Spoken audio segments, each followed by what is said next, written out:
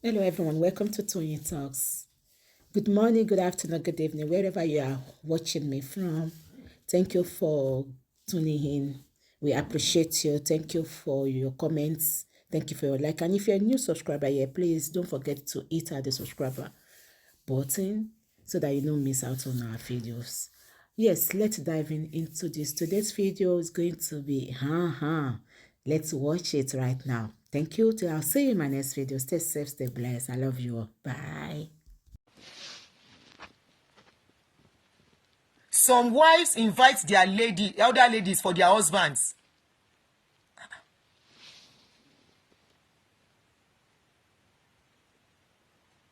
To come and do what? Kì í ṣe irú èmi tí mo lówó lára yìí. Me I can jealous, mo jealous kù. Mo ní owó lára burúkú. Mo ní owó lára. So, màá wá wà ń bẹ̀. Ẹ̀yin tó ń bá mi ṣá máa bẹ́ lòmíì ṣe. Ọkọ mi á máa bẹ́ lòmíì ṣe lójú ayé mi. Láì tí kù. Màá wá ranjú màá máa wò wọ́n.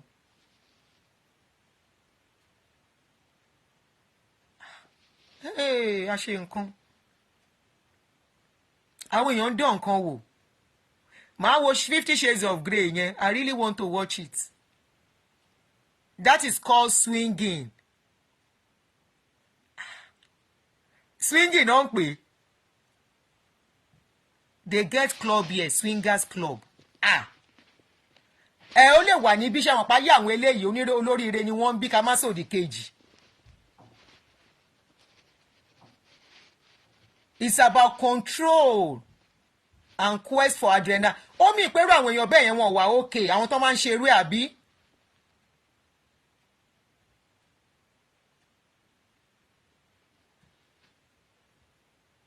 Ó mì àwọn tó ń ṣerú nǹkan bẹ́ẹ̀ yẹn wọ́n ò lè wà okay. I don't think they can be normal. Of course, they can be acting normal and all that, but Ọlọ́run má jẹ́ àṣìrìn. Swingers is a lifestyle that mostly older Oyinbo people practice. Basic instincts. Oda, ẹ máa fún mi movie, mo ti rí movie tí máa wò dáadáa for the weekend. Instincts. Èèyàn kan ní mo kàn ojú mi kàn spere ni. Tí àwọn èèyàn bá súnmọ́ mi náà máa mọ̀ pé I'm opposite of my look. If you don't know me, if you see me from afar, you think no, I'm not.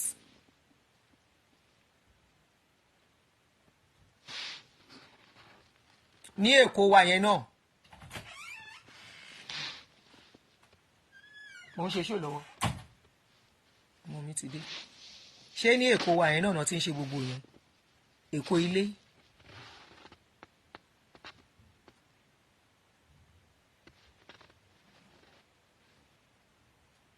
Many people are in open marriage now, so all this doesn't even matter to them. Wow.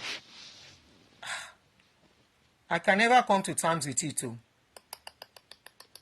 Mi ì lè ṣe. Mi ì lè báyàn ṣe. I can't.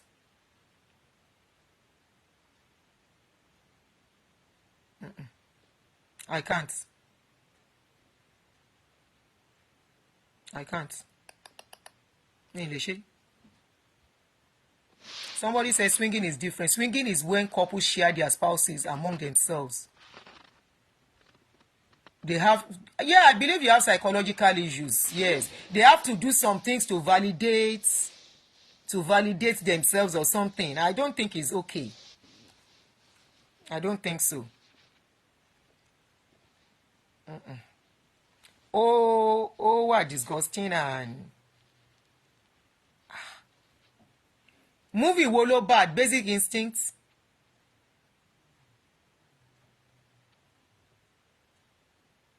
Okay, it's a form of disorder. Okay, somebody said it's not mental illness. People have different fantasy. Hold on.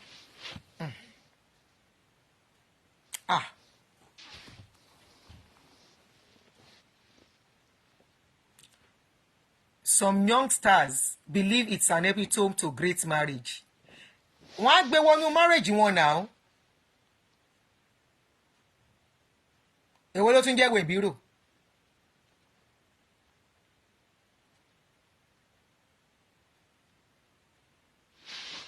Ẹ jẹ́ ká wò ná, ẹ jẹ́ ká get èèyàn kan tí ń sọ wọn kan ní prior to a decade ago, kinky sex was classified as risk-taking sport, but it is now classed as mental disorder. Ẹ jẹ́ kí n check here. A ṣe nǹkan ayé ti dorí kodò. Thank you Lámìdé. Ayé ti dòbírí po.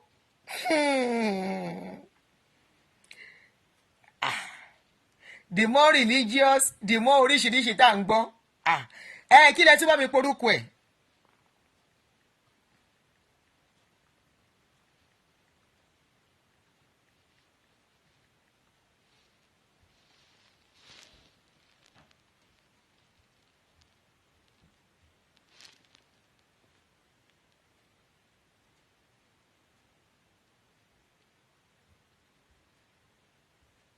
Wọ́n tiẹ̀ tún fún lórúkọ kan bí atypical s interest.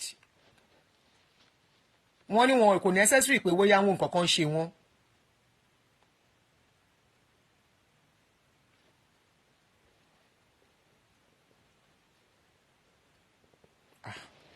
Òyìnbó ti bá yé jẹ́ fún wa already. Ká máa fomi lò ló dẹ́kun. Wọ́n ti dá nǹkan lẹ̀. Ẹ wò ibi tá a dé yóò ti rẹ̀ mí.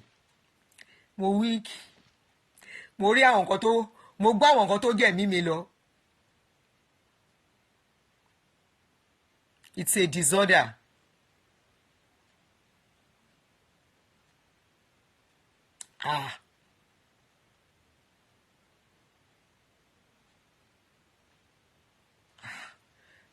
Yẹ máa lọ, ó ti sú mi. Mo gbọ́ nǹkan tẹ́mi mi ò gbélé ni. Àwọn nǹkan kan wà máa wò wọ́n nínú PORN but you don't put your mind to it yẹn lọ. Mi ti ẹ̀ ń wò ná. I can't remember ọdún years tí mo wo nǹkan tó jọ bẹ́ẹ̀ yẹn gbẹ̀yìn. I've never liked it so.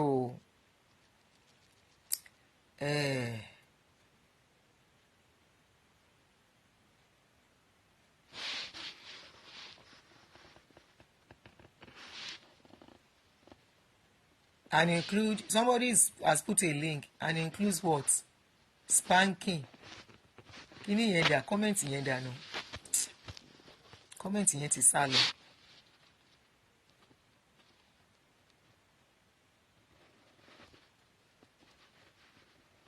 Comment, mo rí comment kan sí yẹn kan, comment yẹn dà.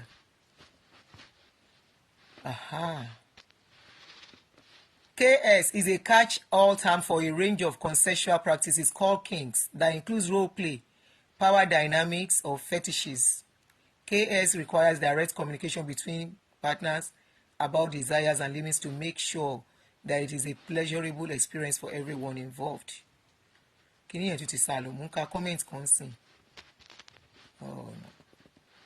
K can be simple or complex and includes spanking, group S, polyamory. That's fún àwọn obìnrin tó bá lọ́kùnrin púpọ̀. Costumes, exhibitionism, and voyeurism. You might be interested in one particular kink or several. You might prefer different experiences depending on the partner.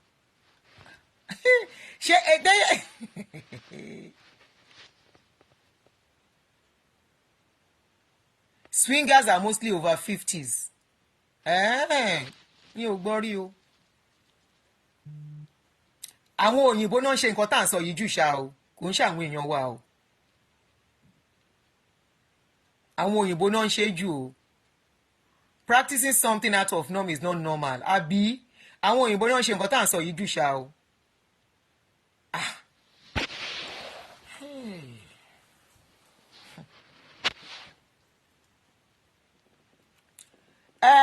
Friendly kiss yẹn náà la sọ débi tá a dé yìí, bọ́ ibi tá a wá dé yìí. Èèyàn kan ní wheelbarrow. Wheelbarrow ló ń sọ you will face the man leg. Èmi ò like àwọn kọ̀ọ̀kan wà tèmi. no be so. I've seen Nigeria in a swingers group from 20 to 47. Kinky ló bá dé. Ẹ jẹ́ a máa lọ, ẹ jẹ́ a máa lọ. Ẹ like ìsọkúsọ lórí péjì. Mostly here, because mi ò gbogbo nǹkan báyìí mi ò gbọ́ in my prime. I'm still in my prime, but you know, gbogbo nǹkan báyìí mi ò gbọ́. Probably through studies some people get to know and all that. So ó ṣàjòjì sí mi. Àwọn ọkùnrin ọkọ mi á máa bẹ́ lòmí sùn, màá dẹ̀ wà ń bẹ̀. Ṣé wọ́n jọ ya wèrè ni? Ara tèmi gbóná jù yẹn lọ. Any other thing wọ́n ṣe ní wọ́n máa ṣe gbèmí fìwí pé nǹkan tẹ́mi fìwí pé bóyá àwọn obìnrin tán lọ́kọ náà ń ṣerú nǹkan bẹ́ẹ̀ yẹn fún. Àdádì wa Ayọ̀délé ẹ fi mílẹ̀ kí ló dé? Wetin you be àyànjẹ kí ló dé ẹ fi mílẹ̀ jọ?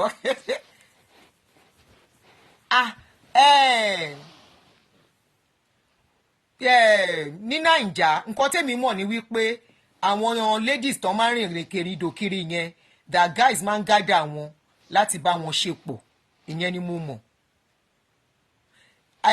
Then mọ̀ pé wọ́n ń sòyàn mọ́lẹ̀ à ń gbọ́ ni mi ìmẹ́ni tó ṣe èèyàn kan ni mo gbọ́ pé ó ṣẹlẹ̀ sí mi ìdẹ́mẹ́ni yẹn wọ́n sọ̀rọ̀ yẹn fún mi ni wípé lady yẹn ó fẹ́ kúrò kò mọ bó ṣe máa kúrò marriage yẹn mo dẹ̀ ní ṣé kò níṣẹ́ lọ́wọ́ ni yẹn torí sísọ olùmọ́lẹ̀ tá a sọ débi ṣé àwọn pé mi ò parí story yẹn tẹ́ fi bẹ̀rẹ̀ sí ń sọ wọn lọ́kọ ẹ̀ máa ń so mọ́lẹ̀ mo ní so mọ́lẹ̀ fún kíní yẹn ṣé kò rí kó tó di pọ́n fẹ́ra wọ́n ní ọkùnrin yẹn ò fi gbogbo wa yẹn hàn wọ́n ní kò fi hàn anyway mo like ara mi private life yìí mo ti like ẹ jù I've always been living a private life mi ò ń ṣe socialite mi ò dẹ̀ ń lọ party kiri you know the more you rìn the more you waka the more you see na person wey dey waka dey see nígbà tí lọ ṣọ́ọ̀pù padà ilé lọ gbá àwọn ọmọ school padà ilé níbo ni mo ti wá ráyè àyè wá dà.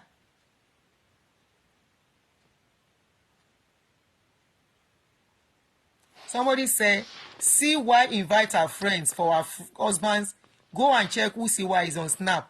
Mi ò sí lórí Snapchat mi ò sí ẹ̀mọ́ nǹkan tó ń pè Snapchat mo mọ̀ pọ́n pè wọ́n mi ò lórí ta ló ń jẹ́ CY èmi ò mẹ́ni tó ń jẹ́ bẹ́ẹ̀ she's this popular guy's wife ó kọ́ obìnrin wá fún ọkọ ẹ̀.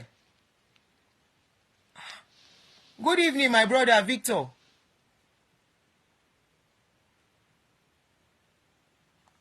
Ayé ń yí lọ à ń tọ̀ ayé ń ṣe kí ni ó ń yí à ń tọ̀ ọlọ́run má jẹ́ káwọn ọmọ wa àwa ìtì kúrò lẹ́ni tó máa bára wa ń bẹ̀ ọlọ́run má kò tí ẹ̀ lè ṣẹlẹ̀ ní ọlọ́run má jẹ́ káwọn ọmọ wa kan bára wọn nírú situation bẹ́ẹ̀ yẹn ó wà scary kind of to me very scary to me. Old school bẹ́ẹ̀ ni Kọ́láwọlé my brother old school remains the best o.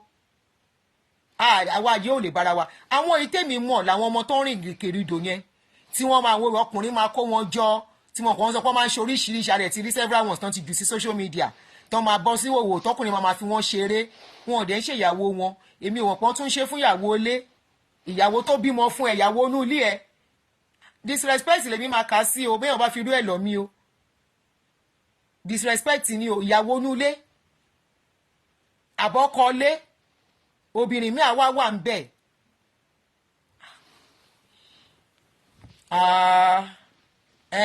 Mo lé ẹ̀nà àwọn terms kan lé ní swingers kinky kí lẹ tún pè wọ́n yẹn náà ìgbẹ́ náà ni mo ti rí fetish àbí kí ni mo tún rí aṣáà lẹ́nà àwọn orúkọ kan lónìí fetish yàtọ̀ kinky swingers sodomaso mi ò gbọ́ yẹn rí mi ò gbọ́ sodomaso yẹn rí sodomaso yẹn náà kúrẹ́sì bẹ́ẹ̀ ló wà láì ignorance is bliss old school is the best bí ṣe wà àwọn nǹkan kan wà mi ò fẹ́ mọ̀ ọlọ́run ò ní jẹ́ mọ̀ mi ò fẹ́ mọ̀ ọlọ́run ò dẹ̀ ní jẹ́ mọ̀ foot fetish foot fetish làwọn tó ń fi àtàǹpàkò àwọn ọmọ onírìnkùnrin yẹn náà ni mo pọ́n sọ pọ́n fàtàǹpàkò bá sùn èmi ò túmọ̀ pọ́n ṣe fún pé ara fantasy ni wọ́n bá yé jẹ́ tán o ẹgbàwá kọ́ lọ́mọ kọ́mọ ní báyìí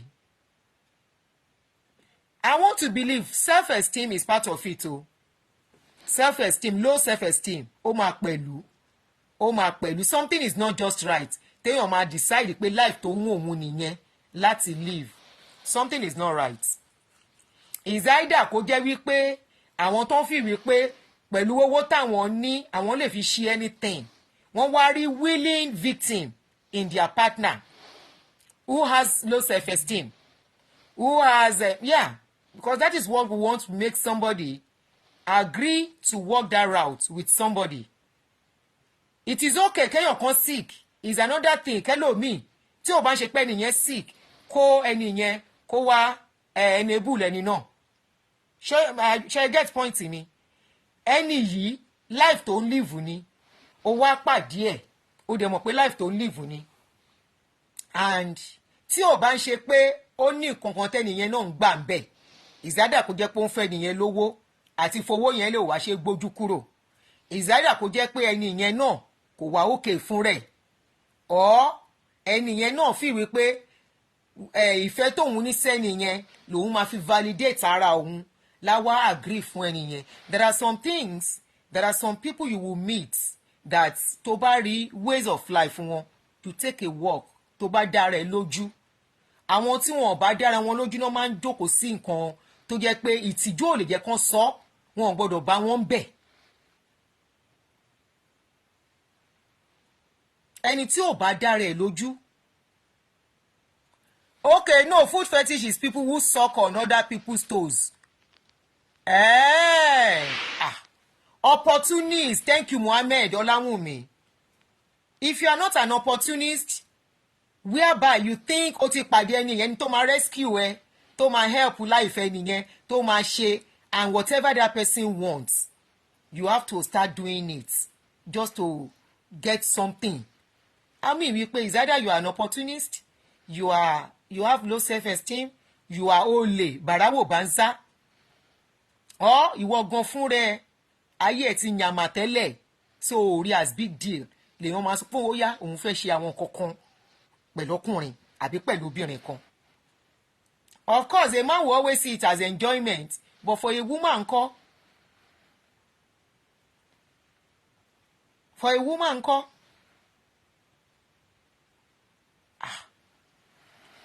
Ẹ ṣe tẹ fún mi ní movie tí máa wò for the weekend. I will watch the movie. Àádẹ́ sọ. Ó mà dá kọ́kọ́ yàn kéèyàn tún rẹ̀ kọ́ o. Ó dá kéèyàn má lé ọ̀rọ̀ jù. Most àwọn tó ń fi sí pàtì báyìí tó ń lé ọ̀rọ̀ náà nígbà tó ń lé majority wọn ọ̀rọ̀ náà ń bá wọn kalẹ̀. Greed, yes. Greed should be another. Then wanting to belong, which is still part of self-esteem too. Wanting to belong. Ṣé àwọn kan máa ń fẹ́ wà ní caucus kan pé caucus ta belong sí mo mọ lágbájá mo mọ tàmẹ̀dù. Àwọn kan máa ń wọ́n like life yẹn náà. So irú wọn ò ní mind to do anything to be in that caucus. And that is why tẹ́ bá rí àwọn socialites, they work together. O lè wá rìn wọn. O lè wá rìn wọn as a stranger. You can't just come and be part of them. No, you can't. You can't. Because wọ́n ti form caucus wọn, wọ́n ti ní àwọn nǹkan tó ti jọ ń ṣe ìwà wá as a stranger. Wọ́n dẹ̀ rí pé ìwẹ̀ ò bá wọn lára mu. Wọ́n ò ní jẹ́ kó súnmọ́ àwọn, wọ́n ò ní jẹ́ kó join. Wọ́n ò ní jẹ́ kó close mọ́ àwọn. So ayé àwọn socialites, majority socialites, kì í ṣe gbogbo wọn o. Kì í ṣe gbogbo wọn. Ayé majority wọn. Tẹ́ bá gbọ́ nǹkan tó ń sọ pé àwọn ẹlòmíì wọ́n ń ṣe nínú wọn. Ayé wọn ò wù mí láti bí síbẹ̀ yẹn.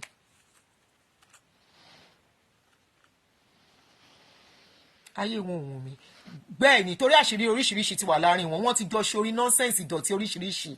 Apart from other stuff, àwọn kọ̀ọ̀kan wà tán ti máa tán ti jọ ṣe tán jẹ̀jọ́ ń ṣe tí ò lè yé yín. Irú kọ́ máa wọ́n ní ìyàwó ara wọn máa ń báyàwó ara wọn sùn ṣeré nìyà. Wọ́n dẹ̀ máa mọ̀ pé lágbájá ti báyàwó àwọn sùn. Wọ́n á mọ̀ àwọn náà báyàwó ẹni yẹn sùn.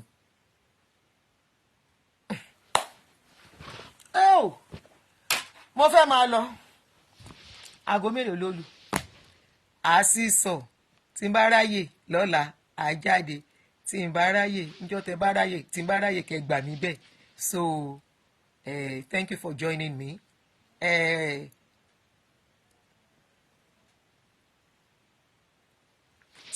bless. Somebody said, what I ask myself is, don't this fella have a female child?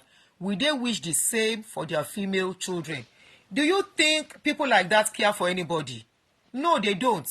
They only care for themselves. Because I don't see why fantasy should overtake your sense of logic or sense of responsibility or what. I don't see where your fantasy should overrule your senses.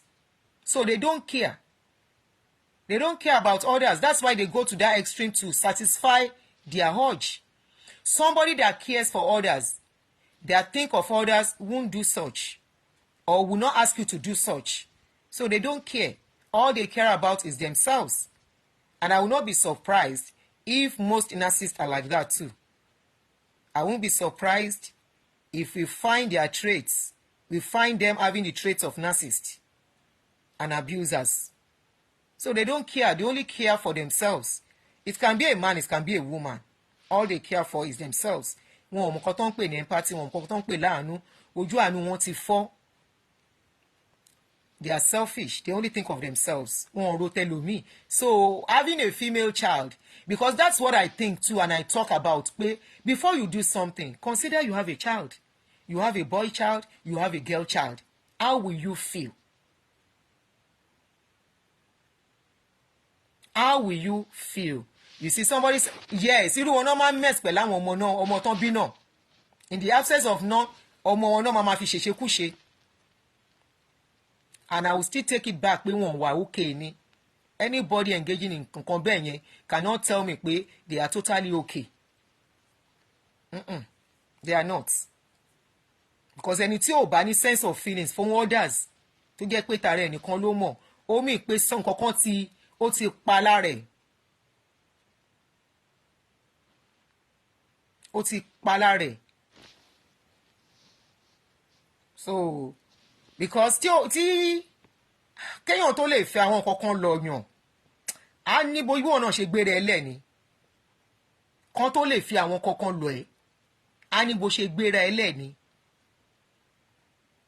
because ẹni yẹn náà àti size ẹ up á ti wọ àwọn kankan á ti ju àwọn kankan sí ẹ á ti dẹ́ ó dàbí ẹni tó fẹ́ introduce you bad business sí wọ́n máa sà ẹ́ wò wọ́n á sà ẹ́ wò wọ́n á wò ẹ́ wọ́n á wò wá ẹ́. I think I've told this story before, but tí mo máa lọ rajà in those days.